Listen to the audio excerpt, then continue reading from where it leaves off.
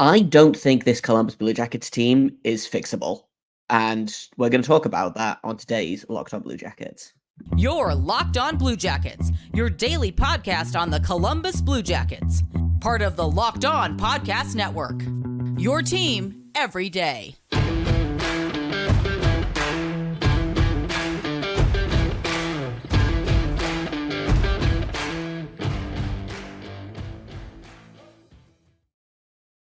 Hello and welcome to Locked On Blue Jackets, part of the Locked On Podcast Network, your team every day. I am, as always, your host, Jay Foster. With me is, I think for the first time this week, Hayden Heilson. We are together on the same episode for, it's been a minute, but we're here to give you the good, the bad, and the ugly about your favorite team and ours, the Columbus Blue Jackets. Before we get started, I want to thank everyone for making this your first listen of the day every single day. Locked On Blue Jackets is free and available on all podcast platforms. We're over on YouTube and on Sirius XM. If you want to be an everydayer, then hit like, hit subscribe, hit comment, all of the things below. I also have to let you know that today's episode is brought to you by GameTime. Download the GameTime app, create an account, use the code Locked On NHL for $20 off your first purchase. Now that we've got all of the intro stuff out the way, I am so angry. I have just so much of that game felt like it was going right, and then it's the same old story. It's 3 minutes of the game that dooms them. You know, they wasted an Elvis performance. David Jiricek taking a penalty and the penalty kill deciding that was the moment that it didn't want to kill penalties anymore. Erica Branson with the turnover against Lawson Krause for the third goal. Zach Werenski with that brutal miss at the end of the empty net time. Like, the Gaudreau-Laine duo isn't working. Why do we keep trying to make it work? There's just I could go on and on and on. The power play is inexcusable. What are we paying Mark Recchi for? That? Where do you go from here? And I'm gonna calm down now, because otherwise this will be 29 minutes of me yelling and Hayden just kind of waiting for his turn. But there's no such thing as a moral victory. And we've been saying this for 3 games. They've had 3 really good games in a row, and they've lost all 3 of them.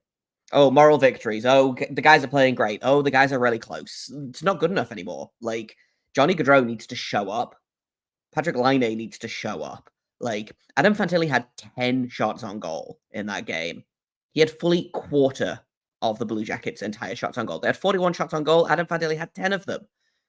Where's Gaudreau? Where's Laine? Damon Severson had both of the goals. How is that? How? I don't understand what this team is. I don't get it. The team is better than this, and every time I say that, it feels like they just trip over themselves to show me that actually they're not better than this, and they're going to lose to the Coyotes. They're going to DC this weekend. They'll probably lose there, and then where do you go from there?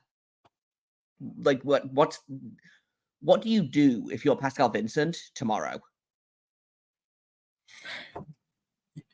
You burn the game tape from this one, I think, and just, I don't know, move on, because hand up, moment of truth circle, I missed the entire first period of this game. I wasn't going to watch it. I was like, no, the Blue Jackets are going to they're going to lose this one tonight. It's not that important of a game. I checked the ESPN score, the scoreboard or whatever, and it says 1-1 at the end of the first period. I'm like, okay. It says, I turn it on for the very end of the second period, 1-1 going into the third period. And everything we said is true about this team. About Elvis specifically, he puts the Blue Jackets in a position to win games. He's been doing that for all of these losses really recently, Jay, it feels like. So I pulled up some of Elvis's stats because I was interested to see. If you take that 6 minutes against the Panthers out of the equation, his last 5 games, he's had a 900 save percentage or better. All of those games except for one have been a loss. He had a win against Tampa Bay with a 931. Lost to Washington, 926. Lost to the New York Rangers, 925. Lost to Pittsburgh, 900. I think he had a 906 tonight. All summer, we spent talking about how if this team can figure out goaltending, they're going to be unstoppable. And they seem to have figured out their goaltending. Elvis is the one of 3 guys on the team that I'm not actively mad at right now. And that's a new and exciting feeling for me. But what more can you ask of Elvis? He made 29 of 32 saves. And, like, yeah, they got goalies by Connor Ingram, who I didn't realize was still in the league. I'm not going to lie. Like, He's it their number happened, one. but you can't keep saying these games happen over and over and over. It's so annoying because they didn't even play badly. They were the better team for large parts of this game, and then just they stop literally 28 seconds. They allow that power play goal, and then Eric Gabranson, like, his controller disconnects, I guess, and he just, like, doesn't know how to play defense against Lawson Krause, which I get it. Lawson Krause is a pretty good player, but you had the game. You had the game right You there, had the and you game. give it away, and it makes me Gave it away. feel insane. That power play with 10 minutes left to go, which started with the Russian four and Trey Fix-Wolansky, who, a guy that we've both said all summer should be playing with the Blue Jackets, and now he gets his turn. I thought he looked fantastic tonight, and he was playing on that first power play line. That's the second power play unit, probably. I'm talking about the one with all the Russian players and Trey Fix-Wolansky. They started that series off on the power play with a pass that got redirected in their own zone, and it was like, oh, geez, here comes a shorthanded goal. And then it turned into an offsides, and then Mark Recchi talks to Pascal Vincent to get that line off the ice. He puts the first line out there, which was the second line. In this case, I'm talking, Fantilli, Gaudreau, Laine, Boone Jenner, Zachorensky. You're like, okay, 1-1 game against the Yotes. This is a goal. There's a goal going to happen this shift. And then it starts. You could see it coming, couldn't you? Sometimes you could just see the way in which this team is going to implode. And I saw the penalty and I thought, yep. I was halfway through a tweet about how stupid the game-winning goal was going to be. And in fairness, not stupid. Really, really annoying that it was Logan Cooley, who is such a phenomenal player, by the way. Like this, and this is all. A lot of this yelling is me not being mad that we lost to the Coyotes specifically, because the Coyotes, knock on wood, like, seem to have turned into quite a sneaky good team. Like, I was really impressed with the Coyotes. Sean Durzi, I've been a fan of for a long time. I used to cover him when he was with the Ontario Reign in the AHL. I don't know how they got him for a second round pick, because I thought he was phenomenal tonight. Logan Cooley's going to be so good for a long time, and like, it's really annoying.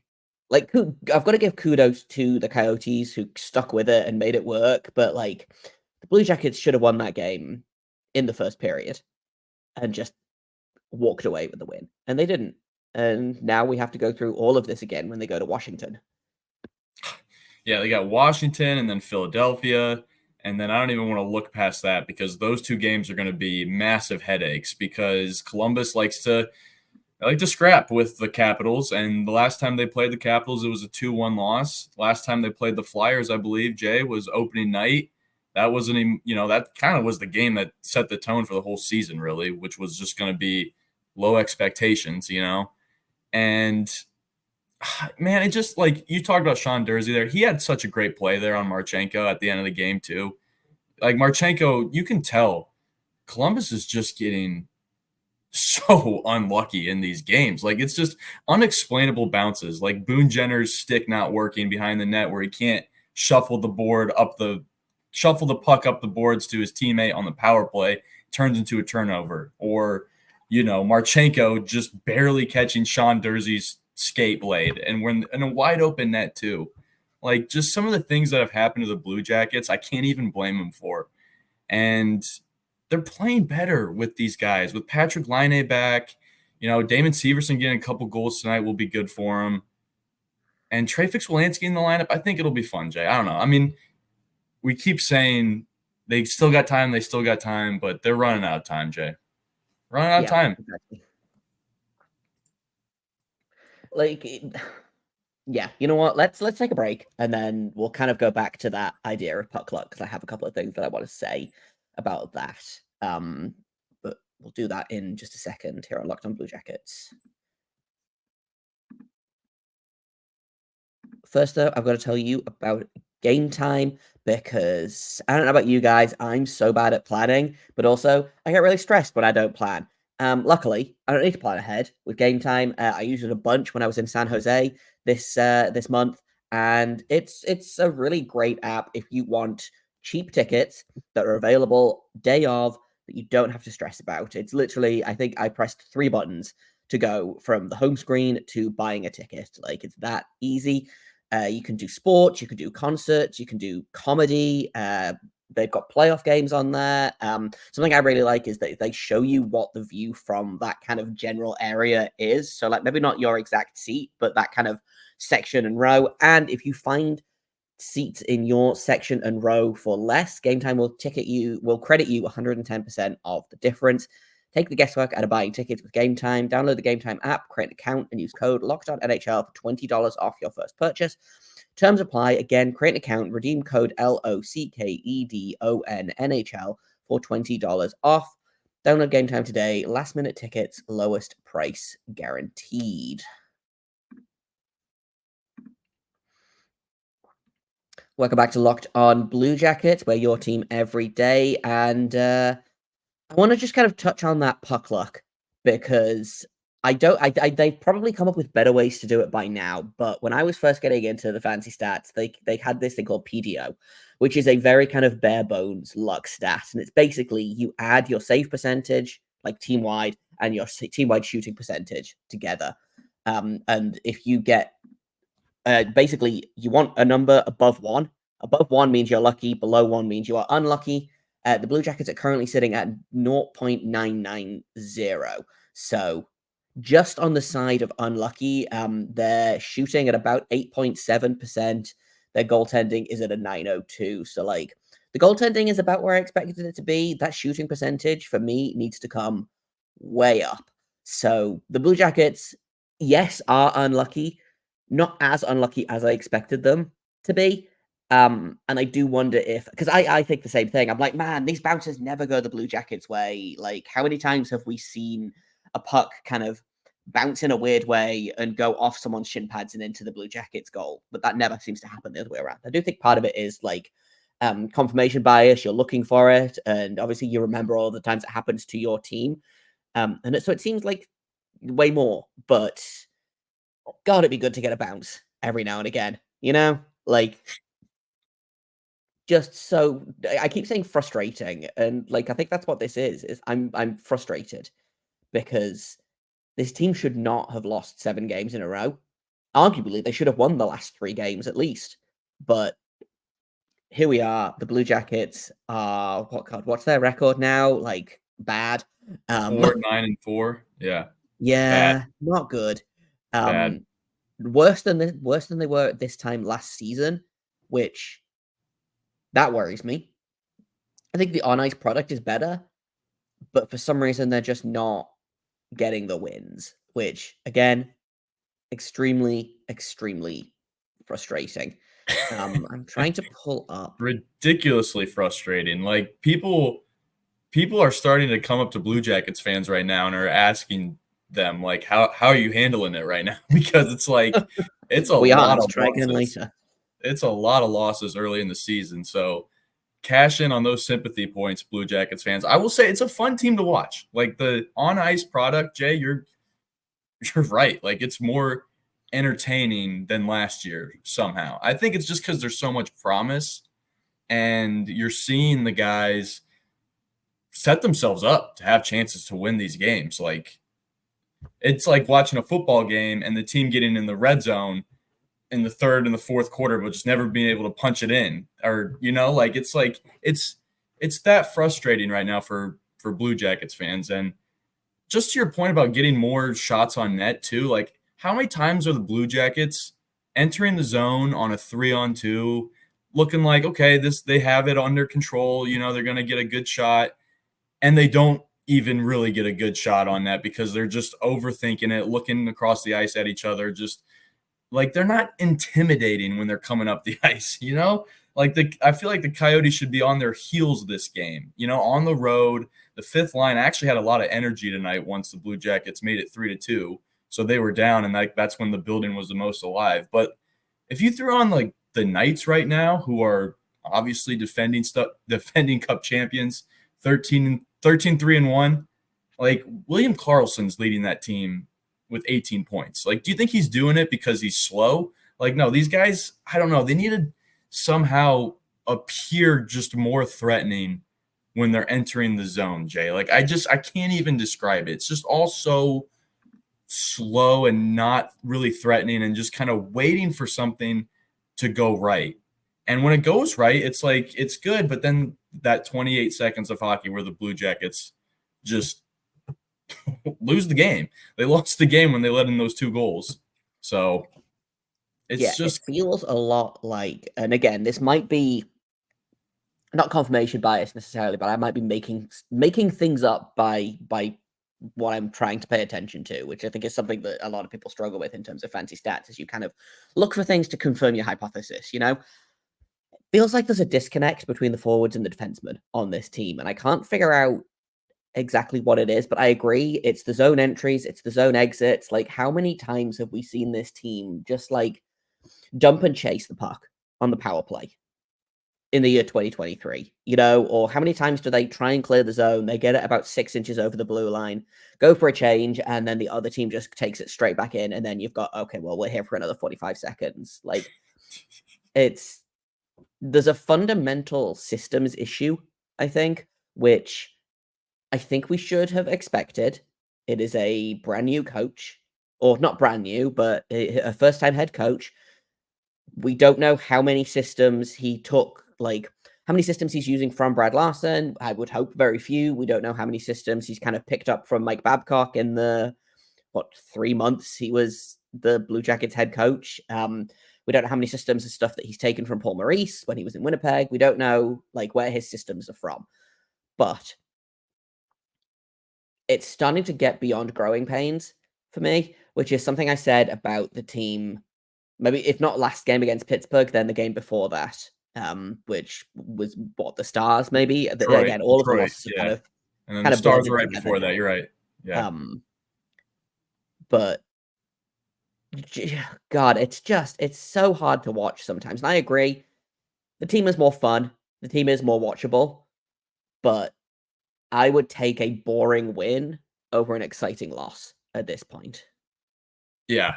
Yeah. And I think when the Blue Jackets brought in a coach like Mike Babcock, they just thought that he would get them to play a structured defense that would just keep them in games. And I don't know whether I don't know whether this is Pascal Vincent's defense that is just keeping them in games, or it might be. I mean, I like what other systems, wherever he got them from, whether it's Winnipeg or, Brad Larson or whoever he got his systems from, Pascal Vincent. I think he's applying them in the right way. I'm not questioning his coaching because, again, I feel like the players themselves even are putting themselves in chances to get the goal that, swings all the momentum. And like, I feel like in the NHL, that's what you rely on as a team. It's like teams, get hot and they win a couple games in a row. And like, I feel like Columbus is that close to having that moment and having that game. And I don't know. I mean, I guess I'm still holding out hope that it happens at some point, because you look ahead, you still have you have 3 metropolitan teams coming up in the next 4 games. You got the Capitals Saturday, the Flyers Sunday. Next week is the Blackhawks on Wednesday, and then Black Friday against the Devils. And that's a 3:00 game. That'll be the Blue Jackets' first quarter of the season championship for me against the Devils. 3:00 Black Friday. Can they be better than what they are right now, or is it going to be more L's going forward, Jay? That's what I ask. That's why I ask you, like, what do you think? The next 4 games, like, is this team possible to still be in the playoffs before the end of that weekend? You know what? Let me think about that. We'll take a quick break. When we get back, we'll talk about that, because I do have a thought on that, actually.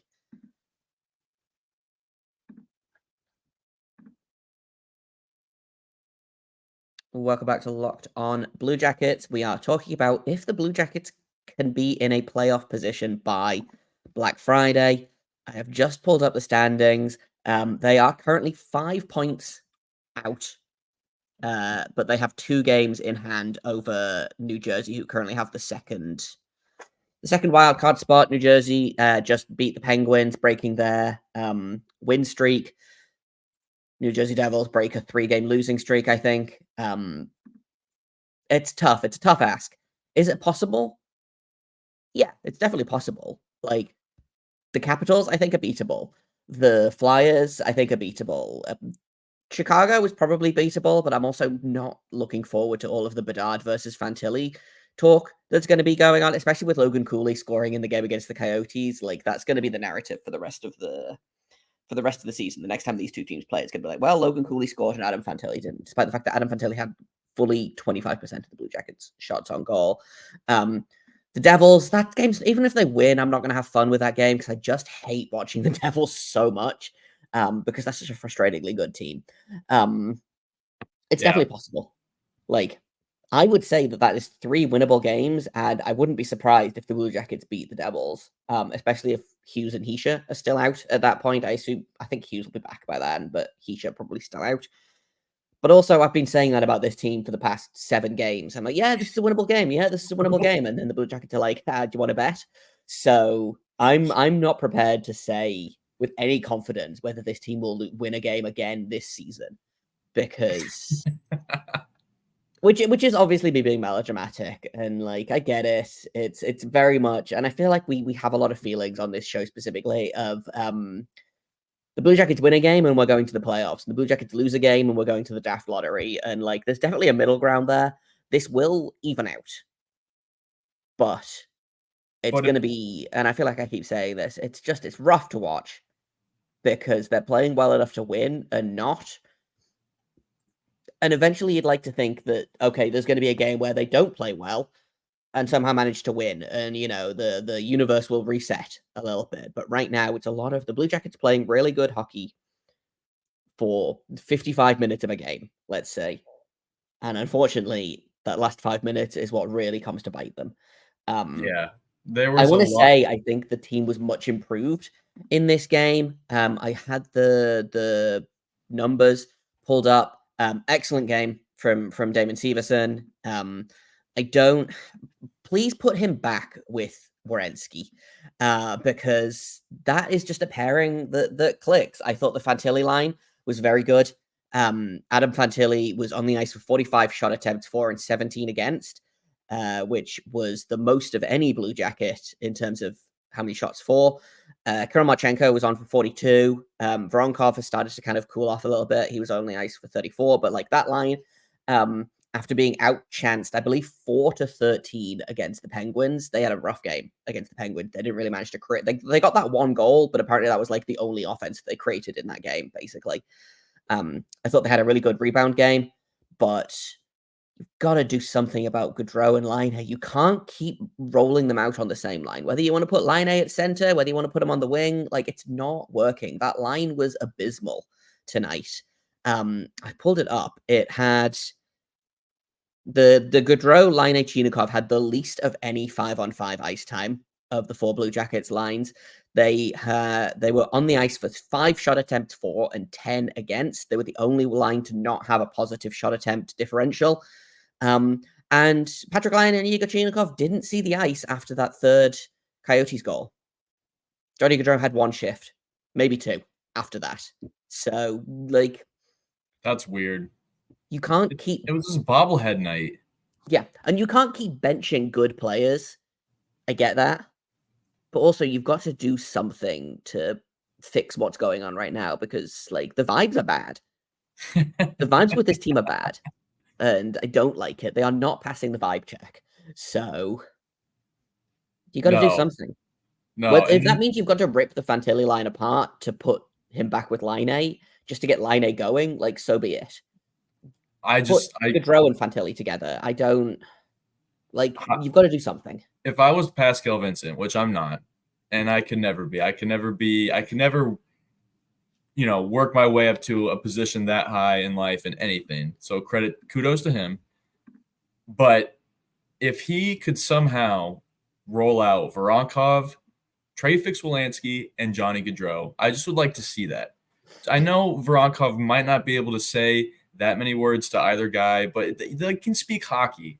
it could flow, like Voronkov knows his role out there. I love watching him play, by the way. Like he's just, if I was an opposing coach, which I'm not, again, I can't reach the status that high, but if I was an opposing coach, I would just circle number 10, number 78, number 11, maybe number 86. And those are the 4 guys you got to worry about each night because they're the most threatening players right now. And I'm only giving 78 that because he had a good game. Talking about Damon Severson. He had a good rebound game after being awful against Pittsburgh. The only thing I will say about Voronkov is that, yes, he had another assist tonight. Just keeps adding them on again. He really took it personally when I was like, man, I'm not impressed with this kid. Stop putting him at center. He can't figure out face-offs yet. And that's fine. Face-offs are tricky. I get it. But I don't know that he took a face-off and didn't get kicked out. I think he maybe took 3 face-offs all night that he didn't get kicked out of the dot on because he just and Jody Shelley even said something about this on the broadcast. He asked one of the linesmen, and the linesman was like, "Yeah, he's not setting himself properly," but the linesman can't tell him that because Voronkov doesn't speak any English, and I don't know that they have time to hey, Kirill, can you come and translate so we can tell this guy how to take a face-off? So that's something that you need to work on in practice, and it's not something that I necessarily have a huge problem with. But until that's fixed, stop making this guy take face-offs because something's not clicking with whether it's, I don't know if there's a difference to face-off rules between here and the KHL. I don't know, but Trey Fix-Wolanski jumped in there. Yeah, hey, let literally anyone else take face-offs. But apart from that, you're right. Voronkov, having a lot of fun watching him play. Just a real pit bull of a player.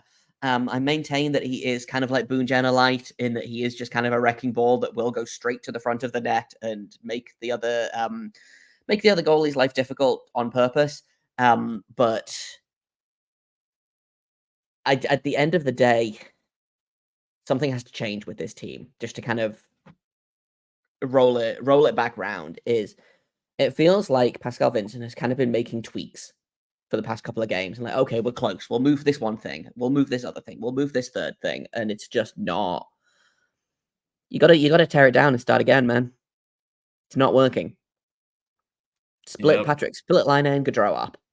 Down to the studs. That's the start. And then do you have 3 lines where you've got 1 Gaudreau, 1 Laine, 1 Fantilli? Or that's I don't want any none of those 3 guys should be below the second line. Arguably, they should all be on the top line. If all 3 of them were producing as they should be. Really throw them for really pretzel them Tortorella style. Those are the truly systems that put the whole take Crowley, Texier, and Danforth out because again they had a fantastic night. Love that 4th line. Take your top 9 forwards, throw them all in a blender, and just get weird with it. Yeah, I like it. I mean, what do you got to lose? Put Sillinger between Gaudreau and Voronkov, or put Fantilli between Chinikov and Marchenko. I don't know. Just like I said, get weird with it because whatever you're doing right now clearly isn't working. And somewhere there's a sheet, or somewhere there's a John Torts system file. Just Pascal gathering dust somewhere nationwide. It's just a big button that says Line Blender. Get some tips from Torts and figure that one out because there's an answer somewhere and there's still some time left, but it's not going to be an easy path ahead. Don't look at the 4 games after the 4 games I just talked about too, by the way. No, it's going to be a rough December. If they don't figure this out, it's going to be miserable. But we don't have an episode tomorrow because it's Saturday tomorrow. I don't understand. I'm still so jet lagged. I don't know how days of the week work anymore. This is our last episode of the week. We'll be back on Monday with a breakdown of whatever games happen at the weekend. Saturday Capitals, Sunday Flyers. So there you go. You'll get to talk to Torts, Pascal. You'll get to see him on Sunday when you run into him in the hallway. Yes. Okay. So we'll talk about the 2 games at the weekend. Maybe we'll have fun. Maybe we won't. Who can say? Thank you for listening. Thank you for making us your first listen of the day every day. Locked On Blue Jackets. If you want to be an everydayer, then you can find us on every podcasting app you can think of. We're on YouTube. We're on Sirius XM. All you have to do is search Locked On Blue Jackets over there and hit subscribe if you would like to get this content delivered directly into your feed. If you are new this episode, we promise we're not usually this, well, I say we. I'm not usually this shouty. Hayden was very kind of restrained this episode, which kudos to him. I apparently had a lot of feelings. I've been Jay Foster. You can find me on Twitter at _Jacob Foster, JAKOBFORSTER. You can find Hayden over at HaydenH971 on Twitter. You can find the show at LO_Blue Jackets. If you have comments, questions, criticisms, you can email us at lockedonbluejackets@gmail.com. Monday's episode, once again, we will be looking at the weekend's games against Washington and Philadelphia. Please let us talk about a win. Please. It's been so long. But until then, make sure you stay locked on.